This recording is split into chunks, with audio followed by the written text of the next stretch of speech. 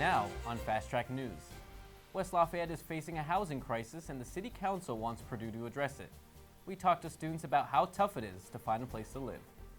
Plus, the Turkish Student Association held a vigil for the victims of the earthquake that occurred in Turkey and Syria last week. Learn what Purdue is doing in order to raise money for those affected. Also, would you take a plunge into the cold for charity? See what went down at this year's Special Olympics Polar Plunge. All your news, weather, and sports is straight ahead. Fast Track is back. Good afternoon, boilers. Today is Friday, February 17th. I'm Rosie Liu. And I'm Ivan Porras. We begin today expressing our sympathy for our Big Ten peers at Michigan State. The campus is mourning the loss of 3 students who were killed in a shooting earlier this week. 5 others remain in a hospital. The shooter killed himself as police closed in. Hundreds of students, faculty, staff, and community members gathered at a vigil Wednesday night. Many brought flowers to honor the memories of Ariel Anderson, Alexandria Verner, and Brian Fraser. The university's famous landmark, known as The Rock, was painted with the saying, "Always a Spartan," in memory of the victims. West Lafayette City Council passed a resolution recently asking Purdue to address what they call a housing crisis. Reporter Li Chao-shen sat down with one city council member to learn more about the resolution, and also spoke to students about their search for housing.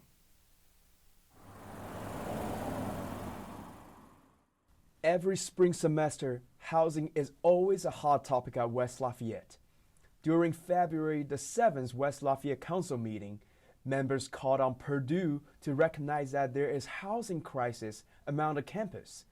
Fast Track News was able to talk to one of the council members, Dr. David Sanders. Sure. Well, the major issue, of course, is the very large increase in the student body, specifically the undergraduate population. Because of the continual increase in the student population, there is enhanced demand for a finite number of places of housing. According to the latest Tippecanoe County Student Rental Report, in 2021, Purdue had around 49,000 students. There were about 15,000 students living on campus. Compared to 2020, there was an increase of 2,519 students. As far as off-campus housing goes, I was interested because I thought about getting an apartment, but they're very, very expensive near campus. It's virtually all market rate housing, and so only the wealthiest students can wind up affording that housing. we reached out to Purdue spokesperson Tim Doty, who sent us information on behalf of the university, which noted that Purdue purchased 831 beds at Aspire this past year. The Board of Trustee chairman mentioned that they have identified options and are currently examining them.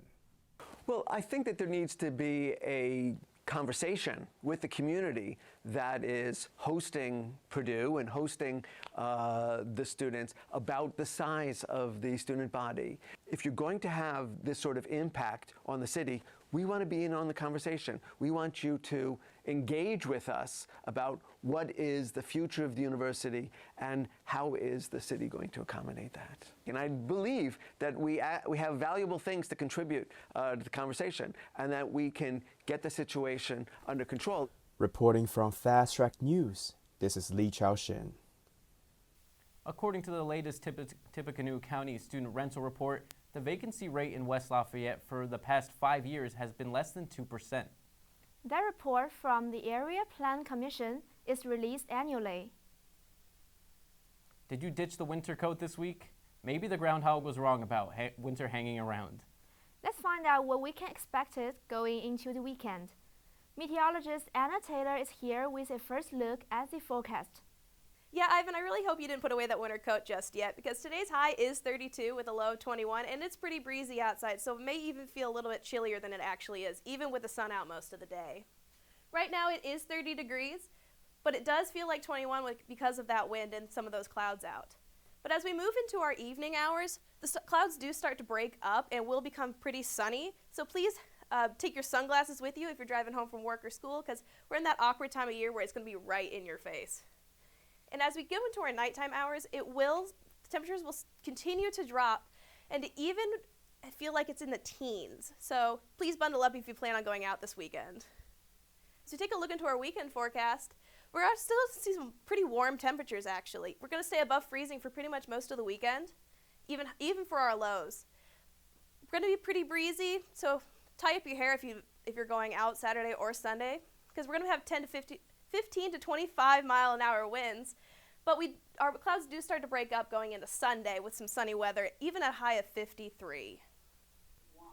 A hearing was held last Friday in the case of a former Purdue student accused of killing his roommates. It happened last October at McCutcheon Hall. Jimin Shah was charged with the murder of Varun Chida. The hearing was a status conference regarding the case. The request for records and motion to quash was made. Another hearing on those items was scheduled for March 8th. The new Mitch Daniels School of Business receives a big donation, $50 million big. According to a university news release, the money was committed to Purdue by the Dean and Barbara White Foundation. The university says it's the largest monetary contribution ever for Purdue School of Management, now School of Business. As we reported, the relaunch is already underway. We're learning that the School of Business will be divided into 2 institutes under the Daniels School. This donation establishes the undergraduate initiative, and it will be named for Bruce White. He is a former Board of Trustees member who passed away recently. The Graduate Institute will continue with the Cranert name. The death toll is now more than 41,000 following the earthquakes in Turkey and Syria. Purdue's Turkish Student Association held a vigil last Friday, which served as a fundraiser to help the victims. Our reporter Daniel Baquez has the story. Over 22,000 people have died in Turkey and Syria following the earthquakes. We're here at WALK, where a vigil is being held, a fundraising event trying to collect blankets, food, baby formula, anything that can be in help that they will send back to their home country. Members of the Turkish Association briefed the attendees on the current situation in Syria and Turkey. Students came to the vigil to show their support, with many of them donating blankets or food.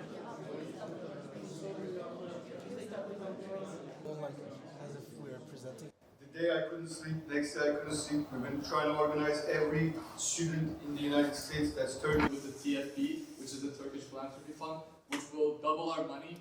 So far, they've managed to raise over $220,000 across the United States.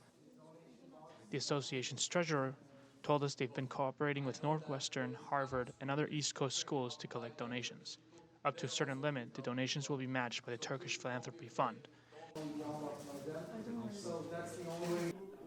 The Purdue's Turkish Student Association told us they've raised over $3,000 during this past week, but they say it's not enough. Not enough for a school of Purdue's size with over 50,000 students. We had the opportunity to speak to one of their members. Purdue has a very, very big Turkish community, one of the biggest Turkish communities in the United States in a school. We have around 190 Turkish people that we know, that we contact with on a regular basis. Minimum wage in Turkey is around $400 in 1 month. If you donate maybe $5, that would be equal to around 10 or 12 loaves of bread. Thankfully, none of our Purdue students that are studying with us, their families have directly been impacted by the event, not that we know of. However, we're all devastated. As I've said, I've only slept maybe 5 hours since it happened, since Monday, because I'm a guy, I never cry. I've never cried in my life, but when I saw some of the news, I just couldn't help myself. Reporting for Fast Track News, this is Daniel Baquez. The Students Association will make sure the donation gets to Turkey. Luckily, none of the students were directly impacted by the earthquakes. Up next, sea boilermakers take a dip into the cold at the annual polar plunge. And still to come, have you been inside the newly finished building by WALK yet? Get an inside look at the brand new Gateway Complex. You're watching Fast Track News.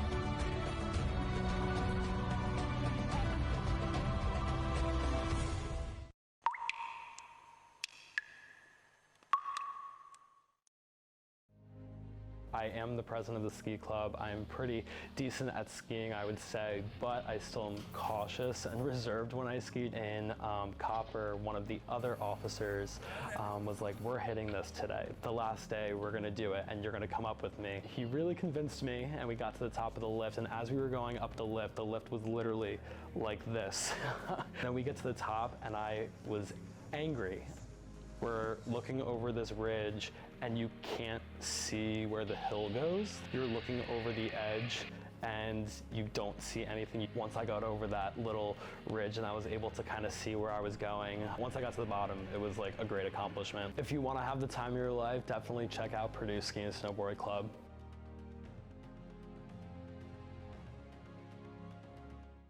I'm Sam Franco. And I'm Wes Ginrich. And you're watching Fast Track News. It certainly was a chilly Saturday last week. But students dove into icy water to support Special Olympics Indiana at the annual Purdue Polar Plunge. Reporter Taylor Barrett has this story. The Purdue and local community have come out to support a cold for a cause on campus for the 2023 Purdue Polar Plunge. You come out here, you jump into a pool of icy cold water. I mean, it's fun, it's exciting, but the real reason we do this is for our athletes. Over $450,000 has been donated in 2023. The money received will support training, uniforms, housing, and more for roughly 16,000 Indiana athletes, Noble said. What is it like when you see all the people jumping in? For a good cause. Yeah, it's awesome. Just, our community, Lafayette, West Lafayette, and the surrounding areas, all working together to support a great cause that, in the end, comes back to benefit, people right here in our area. Come in first, they come in last, but people are cheering and yelling for them the whole way, and they're the stars. Those are the one who shines when they're out there doing their activities. Here are a few things people had to say about their favorite part of the plunge. The plunge itself, watching everybody and all your friends that go in the water. Yeah. That are brave enough to go in the water. The community atmosphere, you can't really replicate anywhere else. I think a lot of people come together. It's just a happy environment. You get some food, get a little chilly, and then it's for a good cause. Find out how you can donate to the plunge and volunteer through the SO Indiana website. This is Taylor Barrett reporting for Fast Track News. Thanks, Taylor. Every jump, cannonball, and belly flop helps make the Special Olympics Indiana program possible. More than 300 people dove into the water on campus. Make sure to mark your calendar and get your friends together at the next year's Polar Plunge. The College of Liberal Arts held a week celebrating liberal arts at Purdue.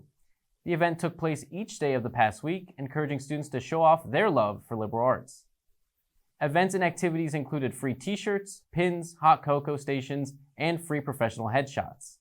The special events took place in various liberal arts buildings, including Beering, Stanley Coulter, and Powell Hall. Love Liberal Arts Week concludes today with a CLA celebration happening in Beering Lobby, where you can attend a Career Center open house and even get a photo with Purdue Pete. You may have noticed walkways opening back up near Northwestern Avenue. That's right, the new building called Gateway Complex is finally complete after 3 years of construction. Reporter Sunny Lee takes a look inside. Hello Boilermakers, I'm at the Gateway Complex now. This building has under construction until last semester, but finally it has opened. It's between the Wark Library and the Grand Street, so it's very accessible for the Purdue students. This is actually two buildings that have been put together, which kind of form the new Student Success Center here on campus for the College of Engineering and the Polytechnic Institute. The building consists of Dudley Hall and Lambertus Hall and has a total area of 255,000 square feet.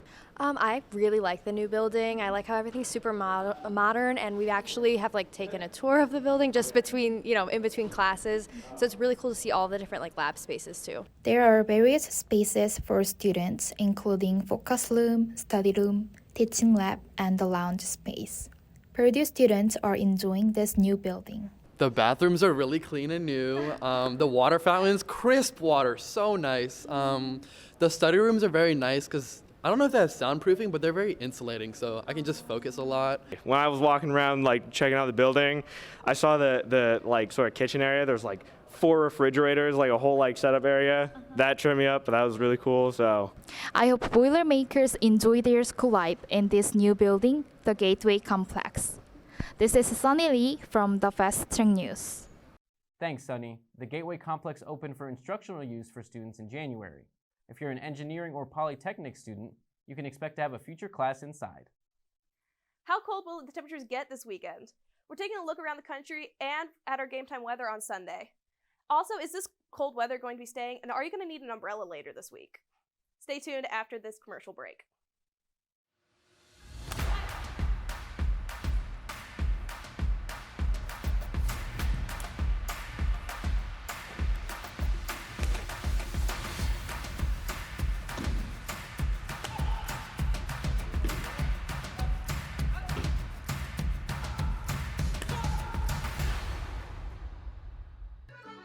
Want to try something new? How about learning an Irish jig? Come leap into the semester with the Irish Dance Club. No experience is necessary, so come to a meeting at the Stewart Center from 7:30 to 8:30 p.m. Mondays and Wednesdays. See you there.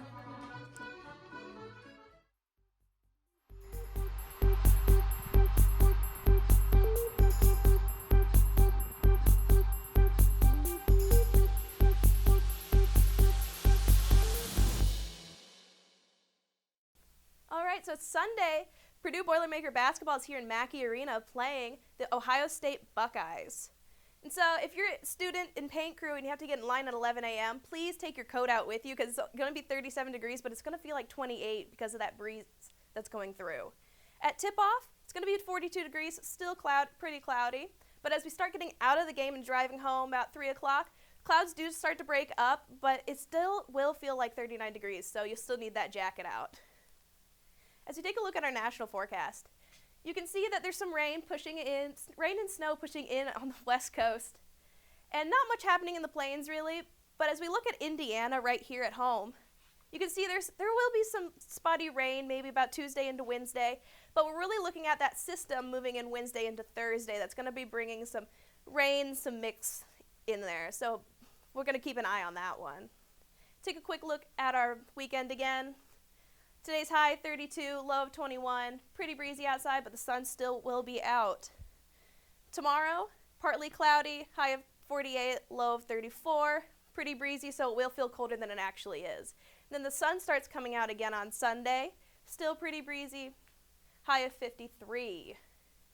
Taking a quick look at our 7-day forecast, you can see it's going to be pretty cloudy going into next week. Highs will be in the 40s to 50s actually, so we're going to have some pretty warm weather until we get to about Wednesday when that rain-snow mix starts coming in. Just ahead, a former Boilermaker earned his Super Bowl ring last week. Plus, the Boiler Bats begin the spring season. That and a lot more coming up. I'm John Waterworth. Don't go away. Sports is next. Here we go again. Another season under the lights of Mackey Arena. And at first glance, things may seem familiar. But make no mistake, a lot has changed. Our fans, louder. Our players, better. A lot better. This is the season where things change. The season where we're not defined by the moments of yesterday. This is the season where we chase the promised land. The season where records are broken. The season where history is made. Boilermaker basketball has returned. Every rebound, every three, every outrageous dunk. It's all right here on Fast Track. Purdue softball traveled to Tallahassee this past weekend for their season opener, which lasted 2 days. The opener originally had 5 games for the Boilermakers, with 2 planned against Lipscomb University, but those were both canceled. Instead, the Boilermakers only played 3 games, winning 2 against Longwood, one of which allowed sophomore pitcher Maddie Ellish to pitch a record 7 strikeouts during the Boilermakers' second win against Longwood. During the weekend, the Boilermakers lost to Florida State on Saturday, but the team's opener was a solid performance leading into the next game, where Purdue traveled to Raleigh, North Carolina to face off with Campbell on Thursday. Meanwhile, on campus, past, present, and future Boilermakers gathered last Saturday at the Mollenkoff Athletic Center for the annual Baseball Fan Fest hosted by Purdue Baseball.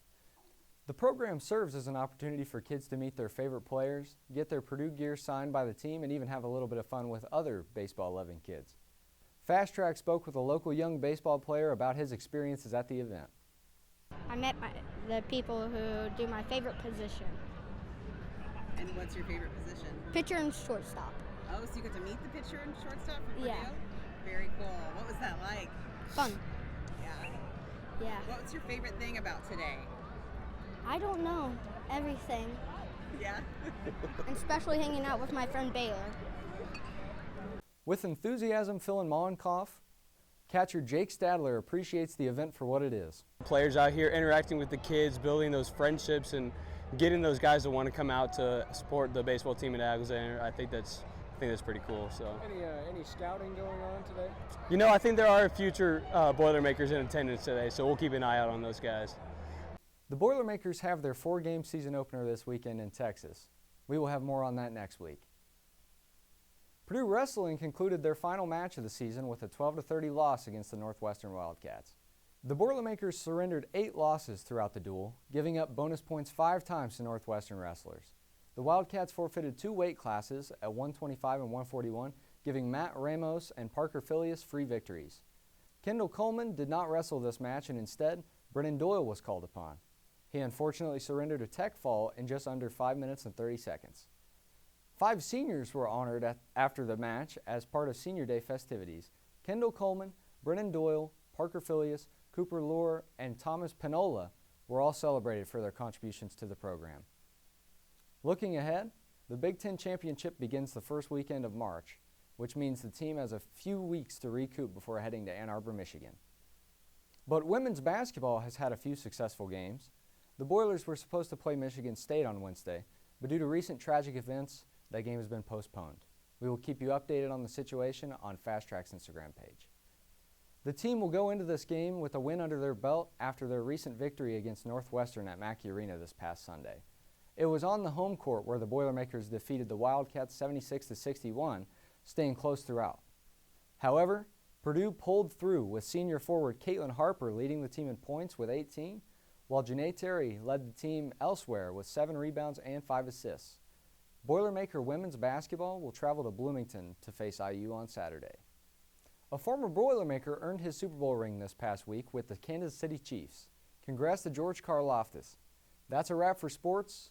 I'm John Waterworth. The news is back after this quick timeout.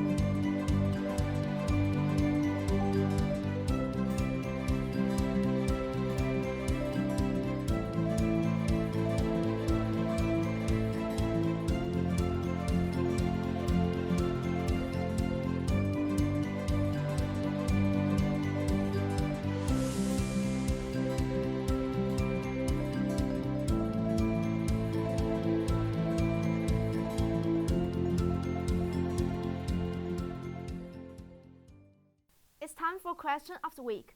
Have you ever been told you look just like a certain celebrity? Well, personally, I've been told I look like Orlando Bloom from Pirates of the Caribbean if I have facial hair. But we went around this week on campus asking students, who's your celebrity look-alike? Who's your celebrity look-alike? Maybe like Paul Dano or John Bender from Breakfast Club. I've gotten that one before. If I have to say one? Yeah. Oh, I'm going to go with one that I want to look like. Is that okay? Yeah, sure. Okay, Viola Davis. Oh, that's a good question. Keanu Reeves. Celebrity look-alike? Yeah. I would say Olivia Rodrigo, just because we're both half Filipino. That's a good question. I'm going to make up a lie and say Rihanna just so that, like... Oh, I get Shay Mitchell. Yeah, because she's Filipino. Each week, we post updates and behind-the-scenes of Fast Track News on our social media pages. You might find our reporters out in the field asking fun questions or a look inside our production studio. You can find us on Instagram and TikTok at Fast Track News. Well, that's all for this week's edition of Fast Track. Thank you for tuning in. I'm Rosie Liu. And I'm Ivan Porras. Catch us next week for more of your campus news.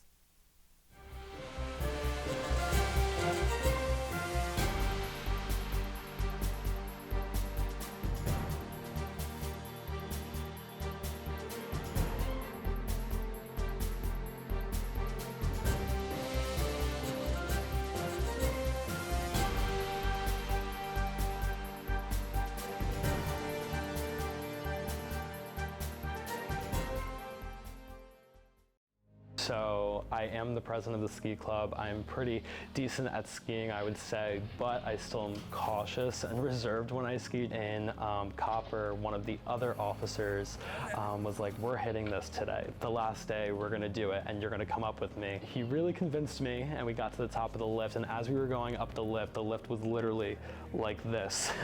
Then we get to the top, and I was angry. We're looking over this ridge and you can't see where the hill goes. You're looking over the edge and you don't see anything. Once I got over that little ridge and I was able to kind of see where I was going, once I got to the bottom, it was like a great accomplishment. If you want to have the time of your life, definitely check out Purdue Ski and Snowboard Club.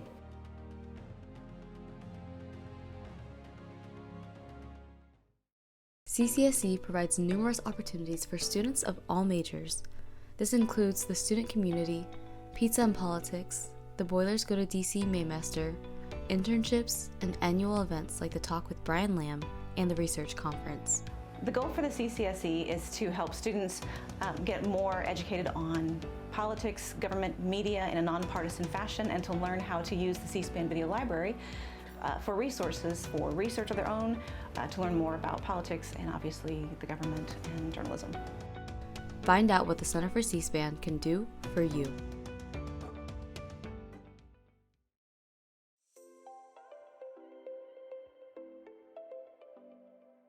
Have you been interested in joining a dance group on campus? Well, then the Higher Ground Dance Company is the perfect group for you to join. Whether you've danced for years or have never stepped foot on the dance floor, all levels of experience are accepted. HGDC is a student-run organization that puts on a showcase at the end of every semester, and all proceeds are donated towards the Andrea Rizzo Foundation. The Andrea Rizzo Foundation is a phenomenal nonprofit organization that provides dance therapy to children with cancer, special needs, and other illnesses. Not only are we doing what we love, but we are giving back in return. So come audition this fall of 2023 to make a difference, and come see our spring showcase on April 30th. Hope to see you there.